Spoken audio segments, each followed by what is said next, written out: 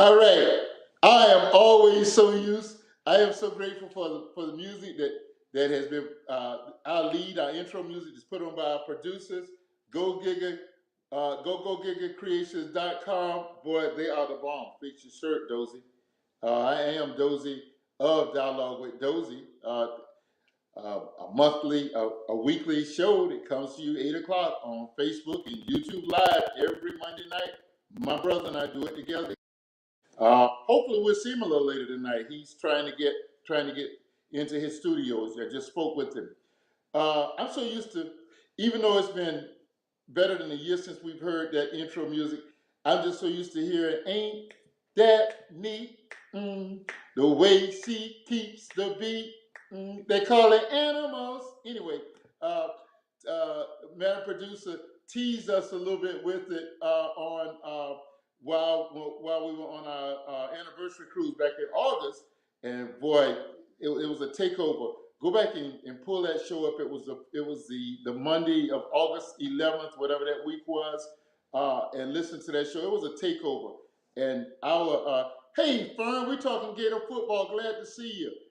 Uh, and they talked about they just made it a great tribute to the madam and I on our anniversary. It's also my birthday. It was my Medicare birthday, but it's our anniversary, so that's what I celebrate on August 11th. Glad to be here. Listen, I would be rude if I didn't mention I am so blessed. We're so blessed tonight to have with us a great brother, He's a bona fide Gator fan. He's a historian of all things the swamp, all things Gator, all things, he's the Bull Gator. His name is Jack Strickland, but he is an even greater brother. And to top things off, he's a brother-in-law. Jack Strickland, come on, man, and how join us. Hey, man. It's good to be with you, Hey, though. Jack, Yeah. see you Well, all what a during week the it's Gator been. time. That When I is true. counted my blessings this Thanksgiving, I counted you and your brother twice because Oh, y'all have been a bless you, real Jack. blessing all year long. Bless you, Jack. Bless you, Jack. Jack's been on the show a couple of times. He was here actually about 5, 6 weeks ago, and we kind of talked about the start of the football season and the way things were shaping up. Because we spent a lot of time, which we're going to do tonight, talking all things Gator. You see Fern saying hi, Jack. Um, we got a lot to talk about. Jack, just bring us up on you. We'll talk about football and the playoffs and stuff. Just bring us up on you. And for those who are hopping on and will be watching for the first time, please tell them about you and your affiliation to Gator football and those kinds of things. Yeah, well, I've been kind of a cheerleader for 60 years or more than that for the Gators. There's some question as to whether or not I played. I was there with the team in the first part of the 60s, but I was there primarily to help with the recruiting. With Coach Rabbit Smith was the recruiter. I was a state 4-H club president, which was the state's largest organization, and knew a lot of high school students and played a little high school ball. And uh, but as a football player, I wasn't anything that was really that good. But because there's not a lot of film back then, people don't know how bad we were. So I can get away with being an All-American one of these days, maybe. But I got to hang around some of the real great ones that were there, got to know some of the real great coaches, and it's been a real inspiration to me over the years there. Spurrier was the quarterback at Florida. Ray Graves was the coach, and we had a lot of assistants. And the tie-ins are amazing. Um, this past week, Florida State whipped my Gators. I say they whipped us. Everybody points out that it was a close game and the Gators could have won it in the last minute. So they didn't whip us, they just edged us in the game. That's what we're claiming. But one of the coaches that we remember was Coach Bubba McGowan, who was a Georgia boy. He grew up in Dothan, came to the University of Florida on scholarship in the 1950s. I met him at GHS when I was a freshman, Gainesville High School. He was a coach there, and he went on and he coached at Florida State for several years and came back and coached at Florida and then coached at some of the high schools around. So And so he's been a Jack, real inspiration for so many people. And these so coaches, Jack, and and it was so much fun with the FSU people. We didn't expect Florida to be able to stay with FSU too much this year. And coaches like that were a real inspiration to a lot of people. And we heard from a lot of his family and some of the players. Um, and One of the comments that stands out was a Miami young man, Carlos Alvarez, said the Cuban comment would not have left the atmosphere if it hadn't been for Coach Bubba McGowan inspiring him. And so it's that sort of thing that was great. Bobby Bowden and Mickey Andrews um, and Chuck Amato, assistants at Florida State, were good friends. And we kind of like to remember their memory. We miss them when we play. But I always now have a Jack, soft spot in my heart. yeah, Chuck Amato's still around, right? Pardon? Chuck Amato is still alive, right? Yes, yeah, he is. He's up in North Carolina. He played up there and he coached up there when he left um, Florida State. And they called him the chest because, Okay. he worked out and his chest was the biggest part of him. But, Oh wow. uh, and he was just amazing. We both fought cancer at the same time. He had throat cancer and I had Merkel cell carcinoma, which was all over the body. And we got our chemo together and talk about having some fun getting a bad medicine. Uh, we just had a ball. They had us attached to these fusion poles, and we called ourselves the pole cats. We were cool cats attached to the pole. Oh, Jay. And so we had, and this was right after FSU had let Bobby Bowden go, and of course, Coach Amato was relieved then too. This was in January and February after he was released in December. So it was so much. People like that are so great, and talk about Jack, somebody that wants to help kids. These coaches are always anxious to do it. Jack, you have so much history, and we're gonna talk a little bit later. Hi, Curtis. I was gonna try to hit you up online, but let me just say it like this to you. Hello, brother. Good seeing you. Um, Jack, you are so gracious and so humble. You have such a rich history, and you are actually. I hope you know that you are a treasure, and we have. So I have this in common with you and Chuck Amato, in that I'm a prostate cancer survivor, and I think all of us will join in just saying that God is good. Yeah, And let me tell you, uh, I don't want to make too much light of a serious life issue. We're going to talk about sports and culture a little bit down the show. Um, but I imagine that, like you said, taking some bad medicine and making the most of it is kind of like making lemonade out of lemons.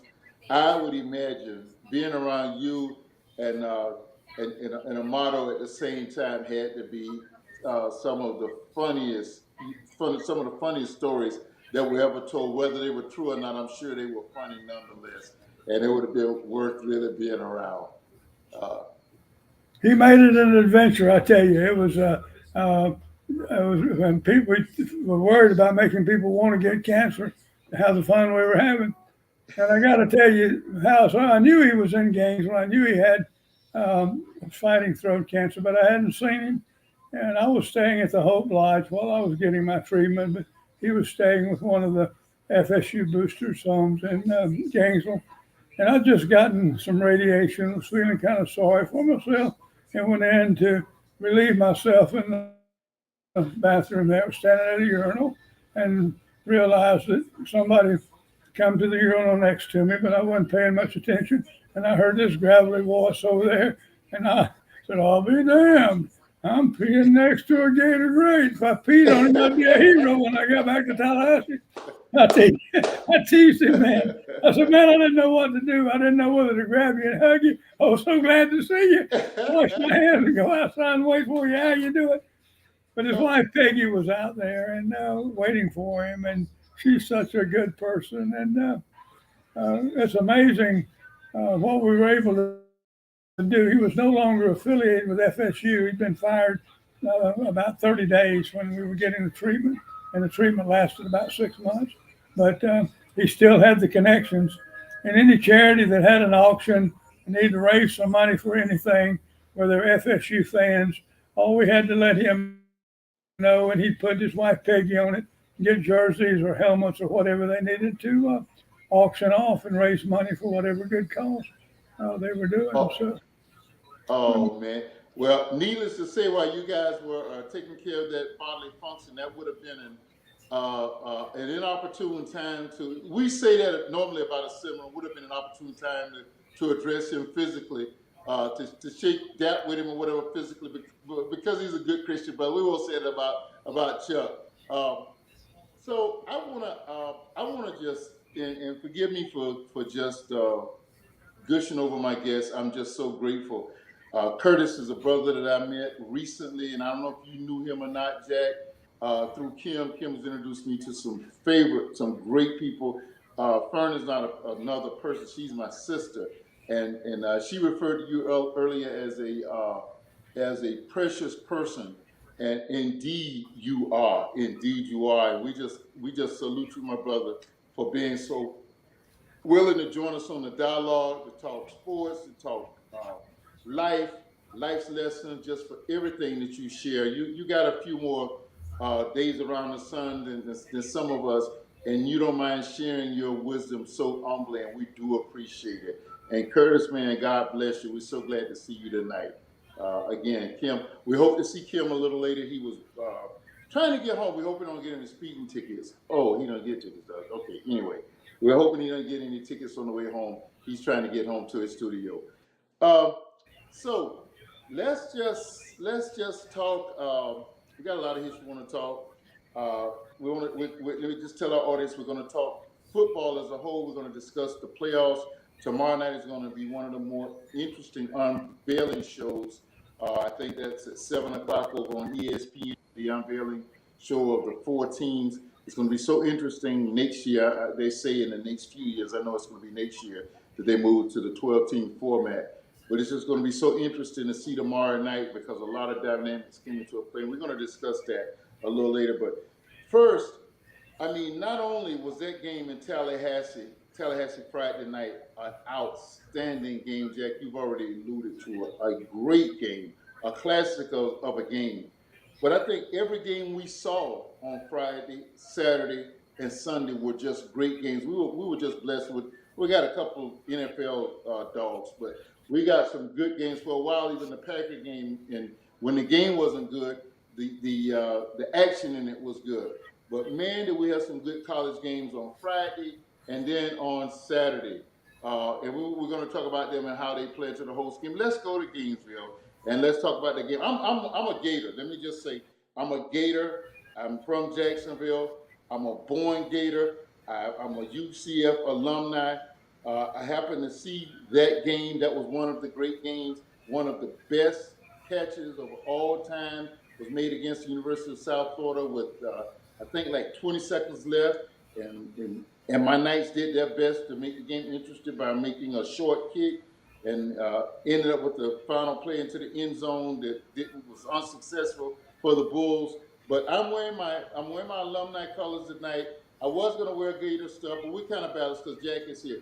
Jack, last year when the Gators and the Knights played in the bowl game, what was that? What bowl was that? Is that Orlando? Citrus Bowl. Was that the Citrus Bowl they played in last year? Yeah. So I don't know whether the Gators will want to go to a bowl game or not. There are going to be some good teams.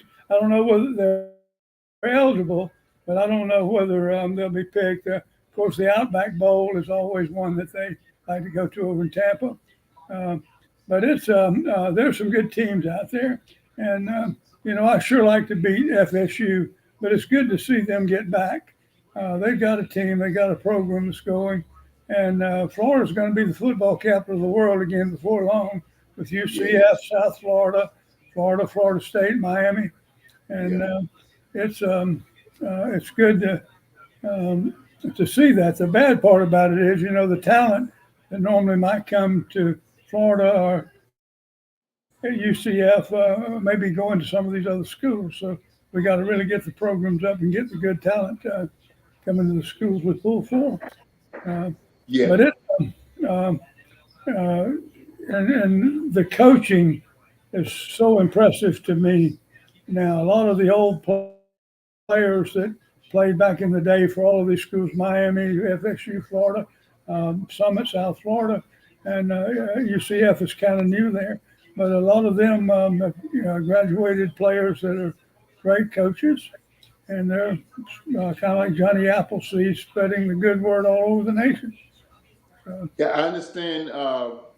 Is it Kerwin Bill? I understand is up for Yeah, the he's coaching up in Tennessee, a uh, small college up there. I can't remember the name of it. Maybe I can think of it in a little while. I haven't been in touch with him lately, but he's coaching up there. We got the Brantleys down at Trinity Catholic in Ocala, and got a whole bunch of names kind of escape me now that are around different Kerwin's areas. name. Pardon? No, I'm sorry. I Yeah, cut you off. but this guy Cornell Williams is coaching at Auburn as an interim coach. Has really looked good, and the Alabama defeat of Auburn this week may keep him from getting the head coaching job. But I was hoping that that I'm hoping he'll wind up there because he's a great coach. Uh, Yeah, Freeze got the job. He was confirmed earlier today. He got the job was he? at Auburn, as many Yeah. thought he would. Kerwin Bill's name has surfaced as the front runner for the FAU job over here in Boca. So it would be good to see them back on the see them successful and competing well again. So Jack, let's just talk about the atmosphere. Was that not an electric? Let me get it out. Was it not an electric atmosphere in Doak Camel the other night? Oh man, it was. It was like days gone by up there, and that tomahawk chop they do, the crowd noise is unbelievable. And this team of players were good. I mean, they're mean and nasty, and they play like they normally do. They want to win that game, and so do the Gators. And there's no love lost when they blow the whistle at the start of the game. But it was in contention right up until the last minute. Florida was driving. It was fourth down. The quarterback dropped back and had a face mask. Guy grabbed the FSU man, and it wasn't called.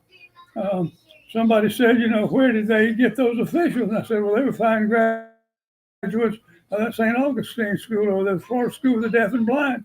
And I got some feedback from that from some of the students there, telling me that the blind me would call that better.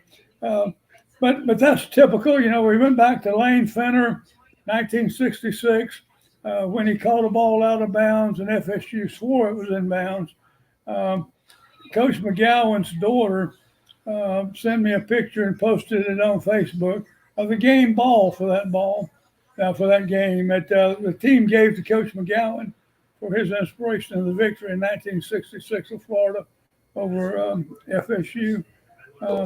But it's and I thought that Jimbo Fisher did Bobby Bowden and the rest of the team wrong as a coach in waiting.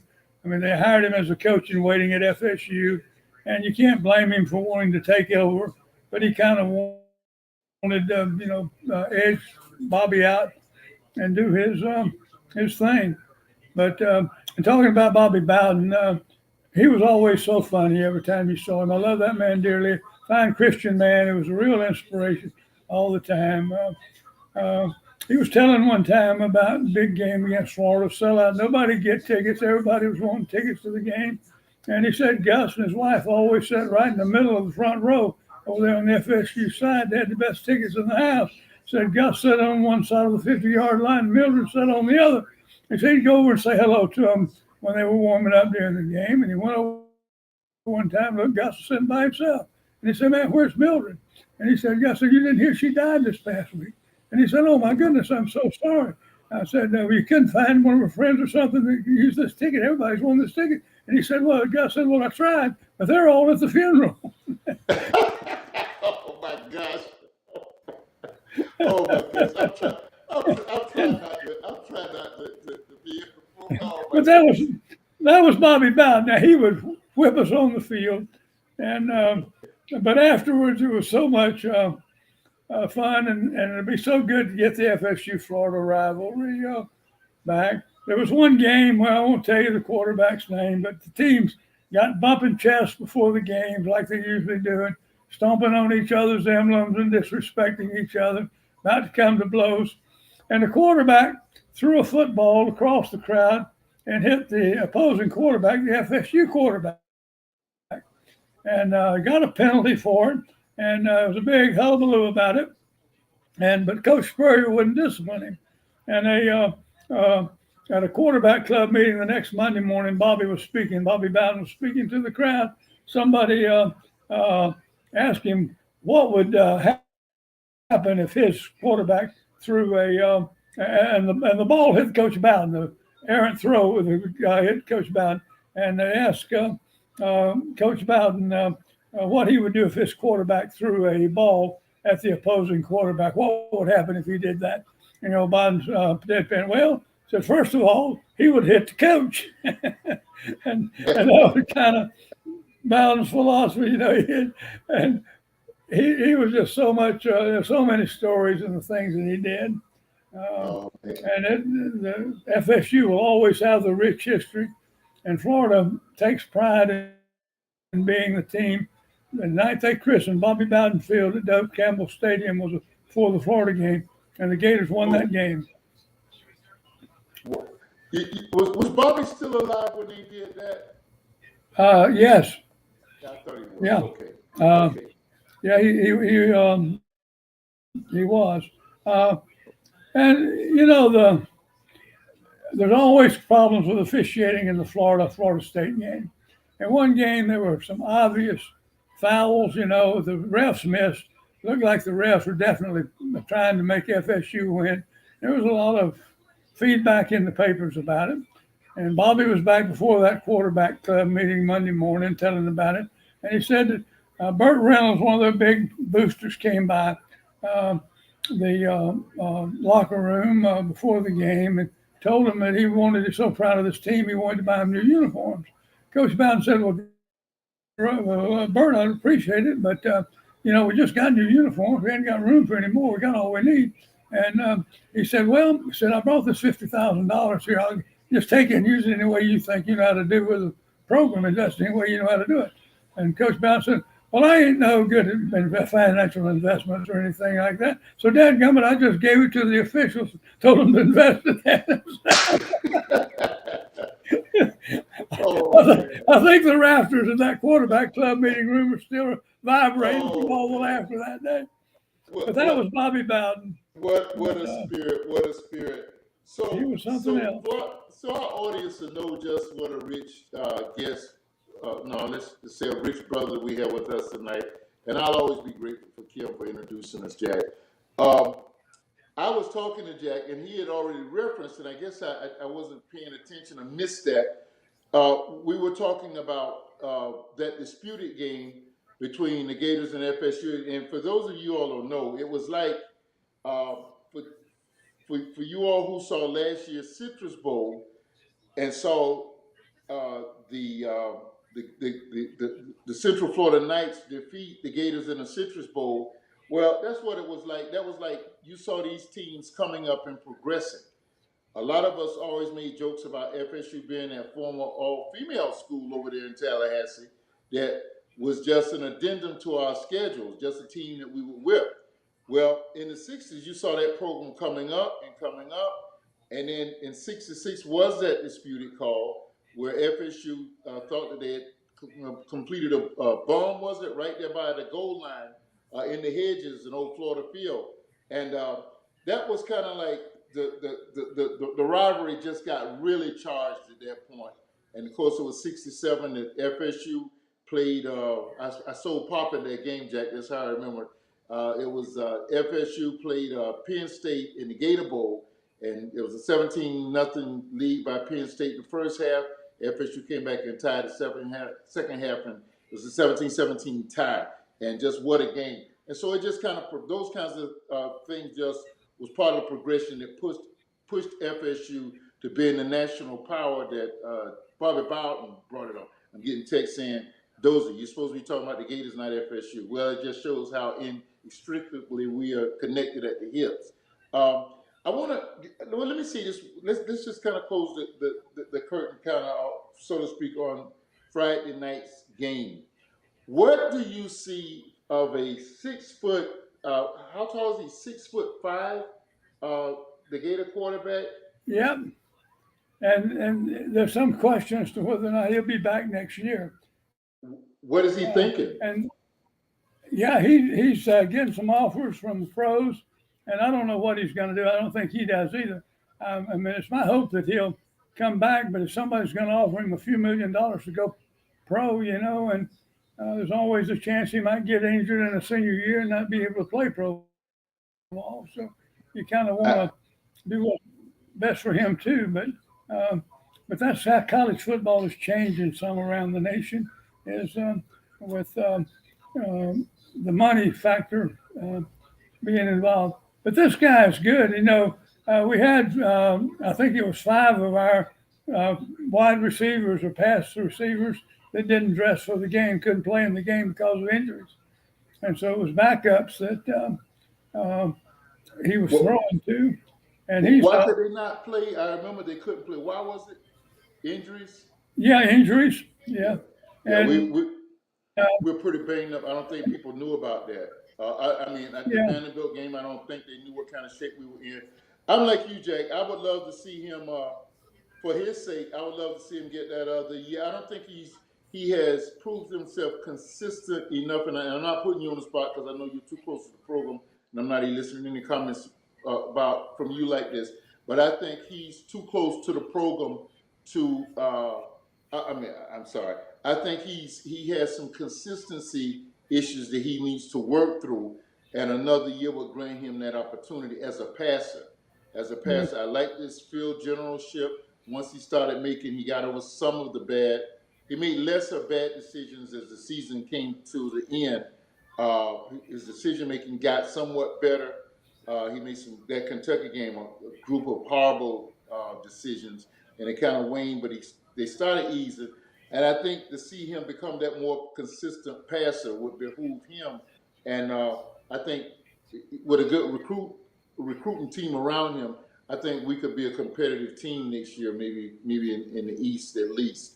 I would love to see him come back and build up his stock as he goes out. But have you seen a more thrilling Florida Georgia game? Oh man, yeah, it's really amazing. In Georgia, Coach Smart has really put something together up there, and he's got a bunch of Gators on his staff, and we got a bunch of Bulldogs on the Florida staff that Coach Napier brought down here, and the support staff on the off-field coaching, like strength and game management and that sort of thing. Muschamps on the staff for Coach Smart at Georgia, as a consultant. And I think Muschamp played at Georgia. And there's that family atmosphere. I mean, it's the loyalties to the paycheck, the coach and whoever's paying them is who they give all their effort to. But after the game's over, so much fun to see these old coaches get together that really love each other. I mean, they'll kick your tail out on the field, but once it's over, they're the best of friends, and that means a lot to me too. What a camaraderie, Jack! What a camaraderie! I kind of learned it coaching, high school football. That camaraderie is just nothing to be taken for granted. It's just a super fraternity of guys. We go at each other, like you say, recruiting wise, and during those games. And then afterwards, we walked off the field the other night after being ousted from the playoffs and started giving the team tips because we had already kind of had done some preparation, some of us for the next opponent, and we started sharing our preparation with the team that had just beat us. So there's just nothing like that. Yeah. Um, I want to mention one other game and a couple other games in the Florida State rivalry since we kind of come to that. You remember the game that it was in the swamp and it was a couple of late plays in the fourth quarter. I think it was Fred's senior year maybe. Uh, the old ball coach was still coaching, and we came back and beat FSU. Beat FSU in that game. Do you remember that one? Um, and I'm not, I don't remember specifically what it was. Tell me again what had happened in the game. Yeah, Fred Taylor. Oh yeah, oh yeah. Do I ever remember that game? Oh, I knew you oh know. man, what a game that was! Fred's final performance in the swamp. Fred Taylor was one of my favorite Gators of all time. He was such a good guy and such a tremendous athlete. And we used to get kids together after the game and go over to his apartment, and he'd sign whatever they had and explain to them what happened. But in this game, the first part of the game, I think he had 3 fumbles. And he said later, he said, "Oh my goodness, my last game at Florida Field, I can't go out like that." And boy, he put on one heck of a performance. In the last minute of the game, Quezzy Green, one of the fastest running backs ever, got the ball down close. It was about a 40, 45-yard run with just a few seconds left on the clock. And they gave it to Fred, and he got it on into the end zone. And we beat Florida State in that game. What again? I And think I think I left Florida to go to grad school that year or right around. Just what a game! What a game! Um, Jack, one of the other memories, and we're going to move on to the break. Was the national championship game. Tell us how we got to that game. It took the year before we were undefeated and were manhandled. I remember I was living near Chicago at the time, and it was a cold, cold day for the national championship. I couldn't wait to get home that evening to see that game. And man, Nebraska just manhandled us. I mean, yeah, it was. oh, I think I went to bed like 7:30, 8 o'clock that night. We lost like 63-7 or something. yeah. Then it was the next year that we came back and miraculously tell our audience some of the things that had to happen for us to get that rematch with Florida State for that national championship game. Yeah. And that was Nebraska had a powerful team that year. And Quezzy Green, the guy that made that great run against FSU later in his career, was injured early in that game. His hip was dislocated, Right. and he was laying on the field. They didn't want to move him until they could get the hip back in its place because, moving him before they got it back in the joint could hamper them being able to get it in properly, as I understood it. And so Quezzy was on the ground for must have been 10 or 15 minutes in agony with them trying to get that hip back in. And all the players seeing the pain wanted to help Quezzy, and there was nothing they could do. And that kind of demoralized the team. And we came back, and Nebraska just ran all over us. And it was, I know Spurrier was embarrassed. He came back and built on that. I guess it was the next year when we had what they call the choke it doke, when the Gators had that tie up at Doak Campbell Stadium. And then we went to played for the national championship, and the Gators were absolutely great. In this past season, a couple of times in the season, something was mentioned about Chris Collinsworth being he's a broadcaster for NBC now. He wore 21 for the Gators. And we got a lineman now, weighs almost 400 pounds, is wearing number 21. And, I don't remember his name, but that 21 doesn't cover his big chest. And so it's kind of a joke, about it. I said, this guy sure knows how to wear 21. And I posted a picture of Collinsworth. This was on Facebook. and Collinsworth wearing 21 with his fleet thing, and then posted Fred Taylor wearing 21 too, and then this guy was right there in the middle, and a couple of people said, "Are you sure that's Fred Taylor?" And I looked at it again. I went and said, "Is it his son?" And I looked closer, and it was Fred's son who played for the Gators later. And the person that confirmed that it was Riddell Anthony, one of Fred's teammates. Yeah, and it was always a prankster and a joker. And he said it was easy to tell. Said it was easy to tell Fred from his son. Said his son was a heck of a lot better looking than Fred. So the good looking. So we're talking all things Gator here with Jack Strickland. We get ready to go to break, and you know what I think? I keep the producers off, and we'll go to break, and I save that last Gator story, and we'll transition and talk about the playoffs. How's that, Jack? Sounds good. Thank you, sir.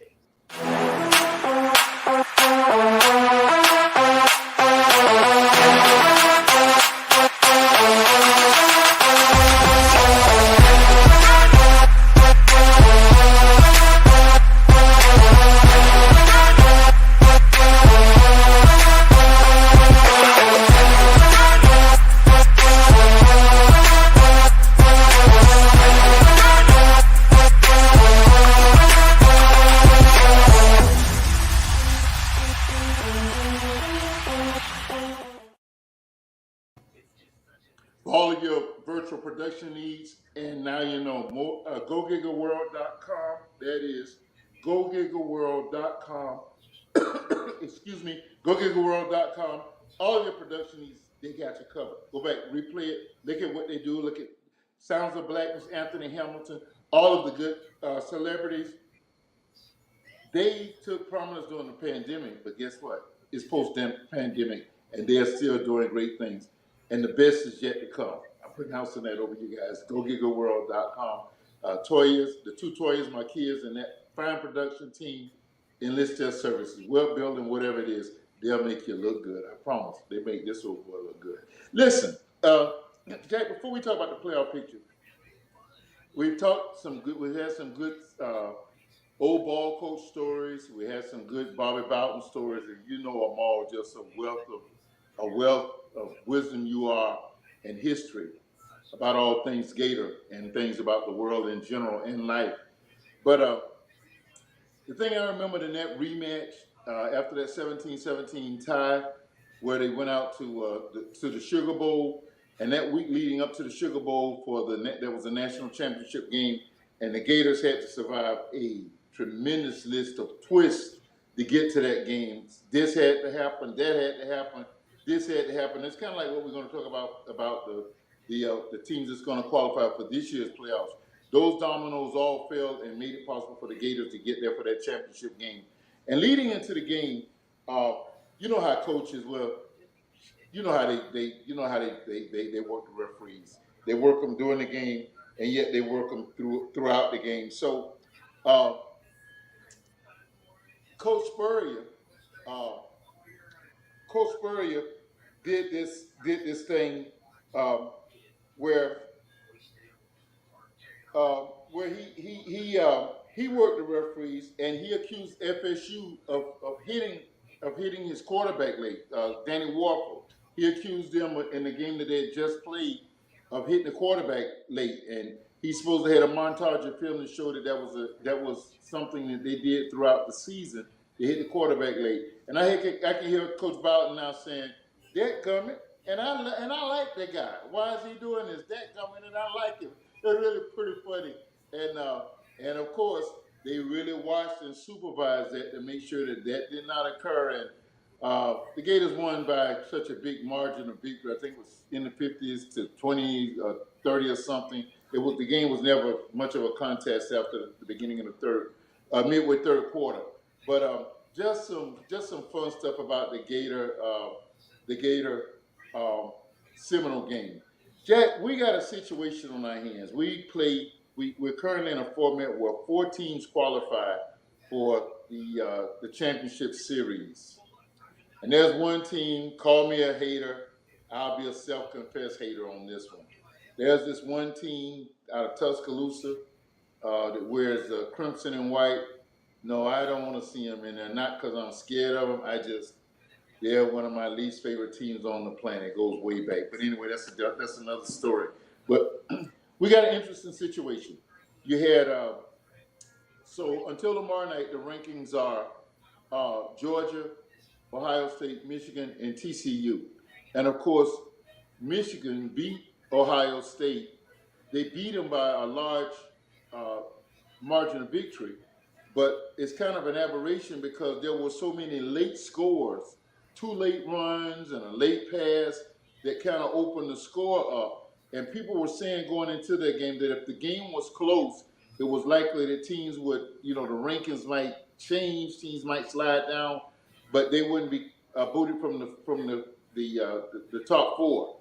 Now, with that being said, and I've stated the case for it being somewhat of a close game, and then on the outside you had USC, who played a phenomenal 2 weeks of games last week against their rival UCLA, this week against the rival Notre Dame, to come across very strong. How do you see that four going into championship week? How do you see that? How do you see that playing out? I have a lot of the same sentiments that you have.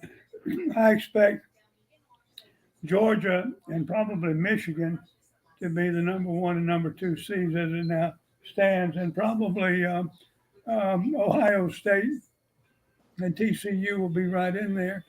And it seems to me that there are 5 undefeated teams right now. Is that right?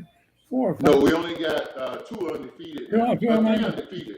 TCU. One of the things that's an interesting thing this year is LSU will play Georgia for the SEC championship, and instead of Alabama winning the West, LSU won the West, and LSU I think has lost 3 games, but one of them was to a non-conference opponent, and that doesn't count for the standing in the SEC.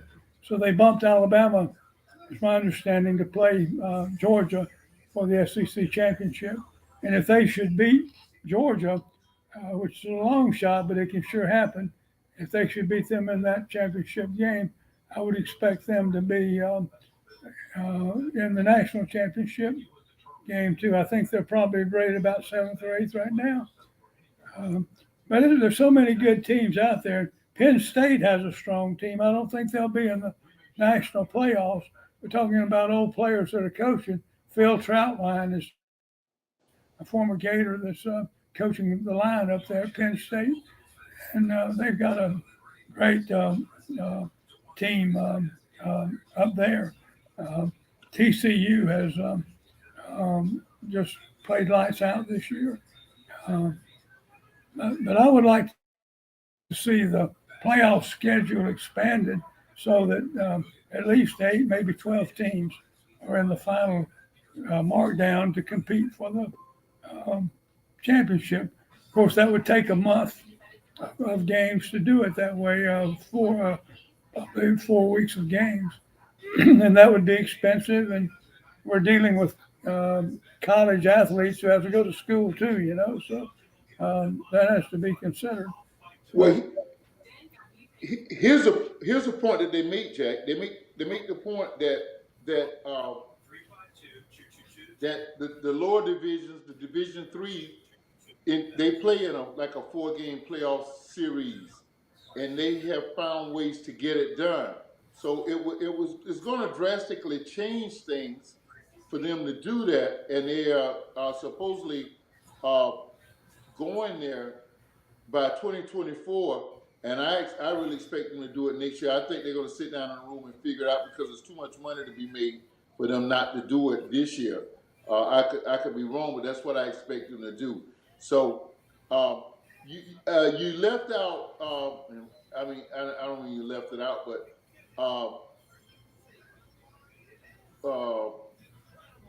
Southern Cal. I'm multitasking. Southern Cal was number 6, I think. LSU was 5, and I think they were 6. Yeah. And with LSU losing, a lot of people are thinking that if the Southern Cal is going to eke up into the Final Four, I think they will end up playing. Is it Oregon that they'll play for the Pac-10 championship out there? I'll check that out in a second. But this is going to be an interesting. Tomorrow night is going to be a large. They're going to get a large viewing. ESPN will at 7 o'clock for that unveil show to see who actually gets to go. Who's going to get that fourth spot? Yeah. Um, and then you have the four spots, and then this weekend you have the conference championships. So things could change again, and that following Tuesday will be when the final decision will be made. So it's going to be very, very interesting, Yeah. to say Yeah. the least. Right. And I haven't, followed the West Coast teams as closely as I normally would. But USC apparently has a pretty good team this year. And I saw part of the Oregon State game and on TV this week, and they have a lot of talent there too. But um, but when you come down to the best football in America, I think it always settles on the Southeast. I mean, the ACC and the Southeastern Conference and the University of Central Florida, South Florida, Miami. I think this is where Georgia Tech. I think this is where real football is really played, and lesser teams are coming back too. Somebody told me that it's the first time that they can remember when losing uh, Florida, just has a 6-6 record this year is way below what we normally do. But Vanderbilt beat us, and their fans orderly stormed the field. And FSU beat us, and they stormed the field too. And when Tennessee beat us, they tore down the goalpost and threw them in the Tennessee River. They tore Knoxville down, Jack. Yeah.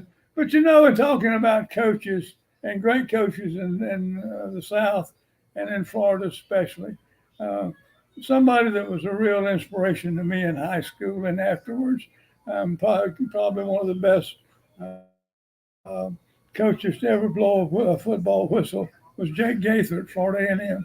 He's won more national championships than anybody I know. I quit counting the ones that he had, but it's 20 or 30, I think. Uh, my memory is that he's one of the two or three top winningest coaches in the history of college football. And talk about a funny, inspirational guy.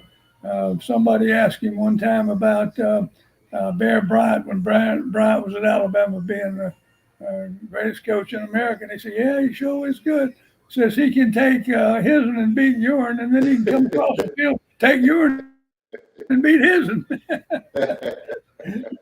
And another time, old Bob Hayes had set all kinds of records at the Olympics. He was playing on the football team at Florida A&M, and somebody asked Coach Gaither, said, "Is Bob Hayes going to be able to play football for you? Is they going to Olympics going to keep him playing?" He said, "Oh no," said he's been away from football a while, but I know he can catch the ball, and I heard somewhere he can run, so he'll got a spot for him on our team." But his history, and they used to have a wall up there. I'm sure they fixed it by now. But in the field house where they practiced, there was a big hole in the wall one time. We're there, and the story was that Jake Gaither gave such a powerful pep talk that when it came time to go back out, the team just went through the wall, didn't wait for him to open the door. I got another college football story about a walk. We were talking about my dad when we were in pre-production. My dad actually played for Coach Gaither. Uh, uh, I think he had to leave FAMU to go to the service. He was in the Marines, World War II. But I think he left. But he actually played. He talked about the preparation up in that heat in Tallahassee. He said it's like nothing to be compared. He said he was so well prepared for boot camp for having gone through Coach Gaither's training routine. Also, Bob Hayes. My dad actually mentored Bob Hayes. When my dad ran the boys' home over there, Bob Hayes played on his softball teams, and the boys' home was like a hangout, and it gave my dad an opportunity to mentor him. So they were trying, the football coach over at Gilbert High School, the legendary Gilbert High School, Coach Kitchen and all, were trying to talk Bob into playing football. And he was talking to my dad, and my dad said, Bob, you go and play football, you never have to worry about anybody touching you. Who can catch you? So the rest is history. He went on and, of course, played an Olympic career and played with the Dallas Cowboys and so forth. But there's a lot of history in this thing. Talking about great African American coaches, Coach Shaw at Sanford University. I don't know if you've had a chance to know that he resigned after the game the other night. After the game, and he had been a stalwart. He followed Jim Harbaugh at Sanford University out in Northern California, and he resigned after the last game. I think he said he wasn't burned out. It was just after 16 years of nothing but the grind of football, he needed a break, and so we commend him for knowing what to do, and he was definitely a developer of young men. Coach Shaw did a great job out there, and we underestimate what these men do. They pour into our young people. You have mentored so many, Jack, and we're just going to have to do a show when you talk about some of the people you have mentored in from high school to college football. But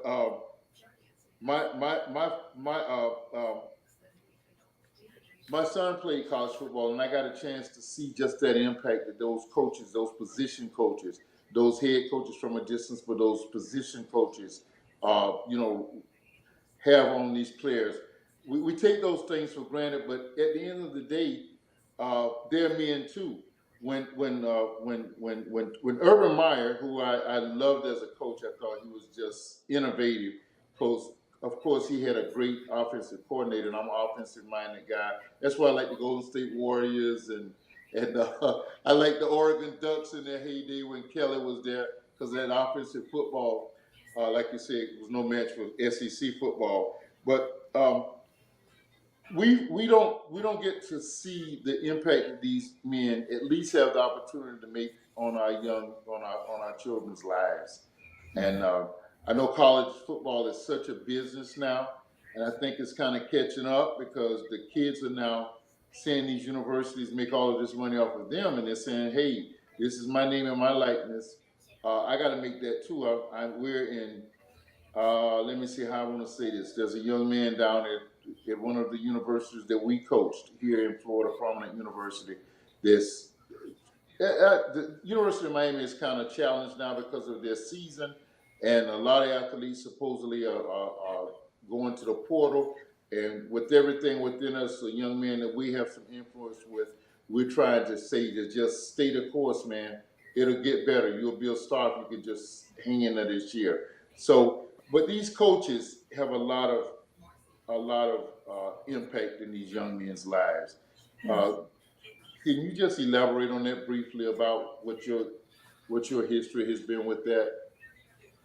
Yeah, and one of the things that's good about the things that you do is that it gives an opportunity to kind of let players express their views, and you hear about it a lot, that you don't realize what an impact this coach had on them when they were coming into college or in high school. Over Jacksonville Reigns, the coaches over there have had such a powerful impact on the whole community, and at Rebalt and Gilbert and the other schools are there, Sandalwood too. But it's much more than what happens out on the field. I mean, these young people are learning how to live life, and the coaches are kind of helping them build that roadmap, and it's a great program. One of the doctors that played a major role in saving my life when I was fighting cancer, at one point I had a terminal diagnosis. It's a radiologist named Dr. William Mendenhall at Shands Hospital in Gainesville. And he played football at Gainesville High School under Big Jim Knoblack. He was a legendary high school coach here in Gainesville. I played under him in high school too. And I teased Dr. Mendenhall. I said, Big Jim influenced you and you became a genius, and I played for him, and it left me a little bit retarded.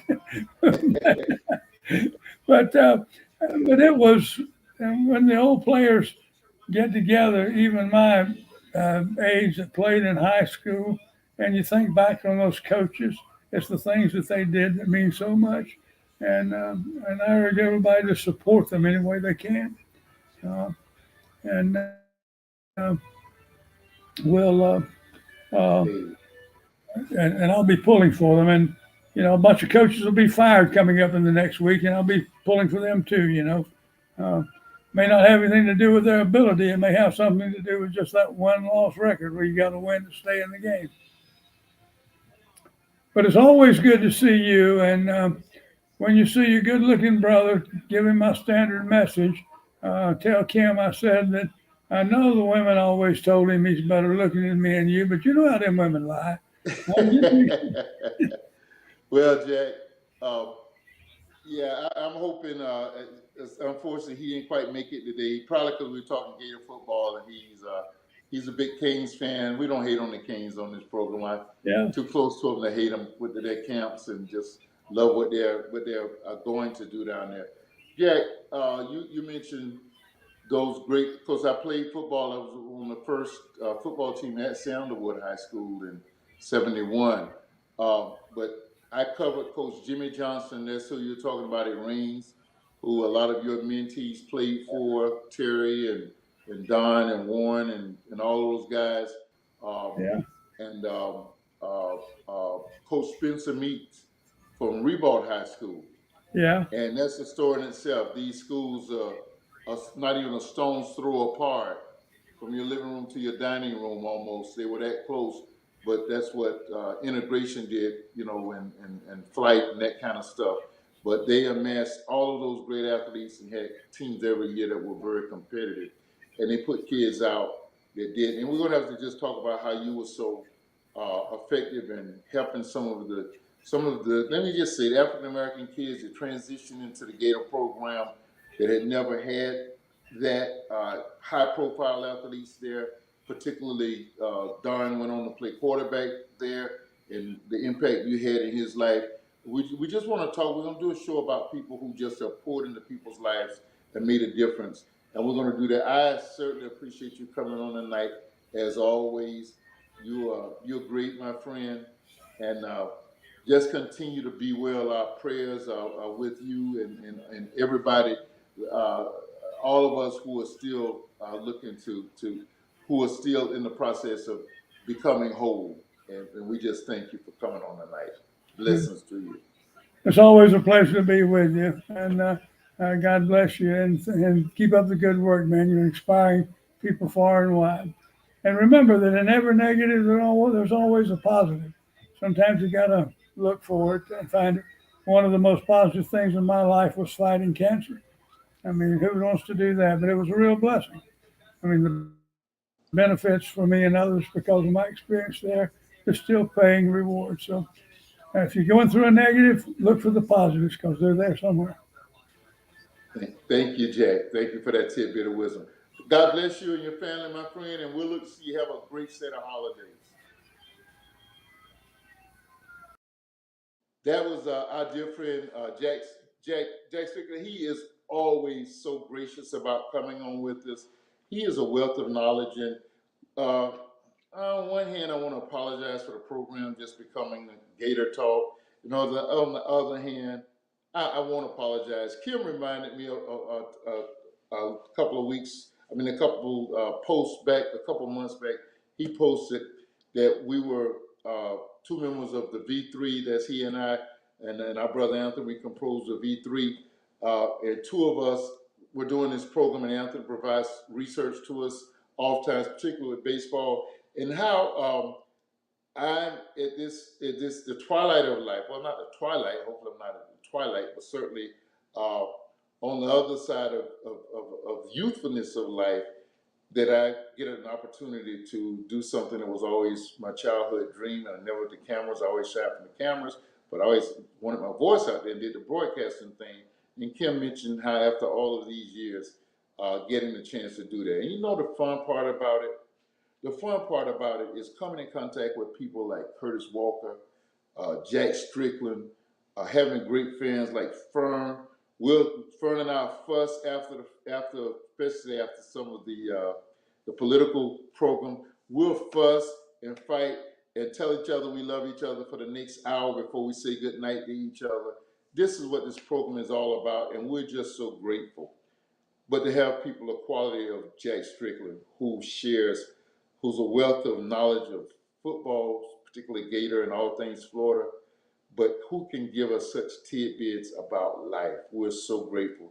And if this program helps to inspire, empower, and encourage anybody, then we have done what we were put on this earth to do.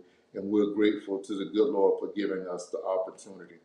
Hey, that's how I see it. I just see the blessing it is doing the dialogue, and the blessing it is to have great guests and great